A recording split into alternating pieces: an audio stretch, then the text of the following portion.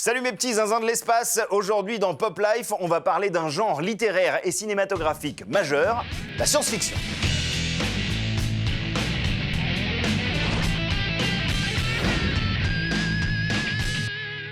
En 2018, la chaîne AMC sort une mini-série documentaire qui consiste en une suite d'entretiens entre une légende et d'autres légendes. You'll have to be way more specific. Oui, alors en clair, l'intervieweur c'est James Cameron et les interviewés sont Steven Spielberg, Ridley Scott, George Lucas ou encore Christopher Nolan.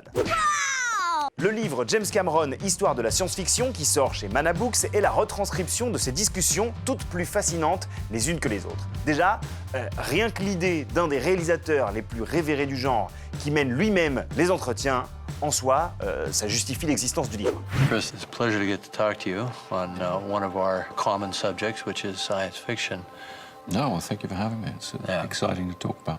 So probably most people wouldn't think of you as a science fiction filmmaker, but you have major forays into it. Yeah. Very, very unique ones. The Dark Knight is science fiction from a sociological standpoint.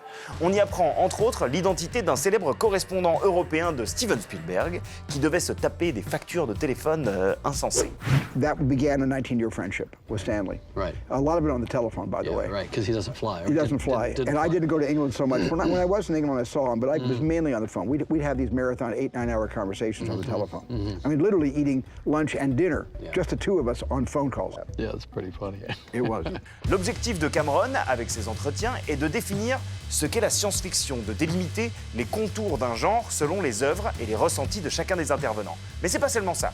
Ils discutent aussi de leur carrière, de leurs inspirations, d'anecdotes de tournage et surtout de la signification profonde de leur film. A lot of the inspiration for Inception was from a period of my life, when I was in university and didn't have much money and breakfast was free. But it ended at 8 o'clock, 9 o'clock or whatever. And we were, of course, staying up all night. And so I would go to bed at 4 in the morning or something, set my alarm, wake up to get the end of breakfast, go back to bed. Back to sleep. So Right. then you're in this sleep state Yeah, where yeah. it becomes possible to be very aware of the fact that you're dreaming. Que vous aimiez ou non la science-fiction, je ne peux que vous recommander ce livre. On y découvre une nouvelle facette de ces figures légendaires du cinéma, plus personnelle, plus sincère qu'une simple interview promo. Moi, j'avais toujours émis, par exemple, des réserves par rapport à Interstellar. Bon, après avoir lu l'interview de Christopher Nolan, j'ai rematé le film et je l'ai vu sous un nouvel angle. Aujourd'hui, dans le Rewind de Pop Life, on retourne en 1993 pour la sortie de Jurassic Park. Bienvenue à Jurassic Park. Connaissez-vous le rapport entre Jurassic Park et les Goonies? À part le fait que c'est Spielberg qui a produit et écrit l'histoire des Goonies. I have no idea. Okay, thanks. Eh bien, ce sont les fringues du personnage de Dennis Nedry. Who are we talking about? Mais si, c'est lui, là. Bon, eh bien, sa garde-robe est un clin d'œil aux habits de Choco, de Bagou et de Mickey dans les Goonies. Encore une petite anecdote? Short answer, yes. Allez, ok. Ce plan iconique du verre d'eau, là, ça paraît simple à faire, non hein? Tu poses un gobelet sur une table, tu tapes dessus et puis ça fait des petits ronds. Mais non, Spielberg, il était très précis et voulait absolument que des ondes parfaites démarrent au centre du verre. Et en fait, c'était hyper difficile à faire.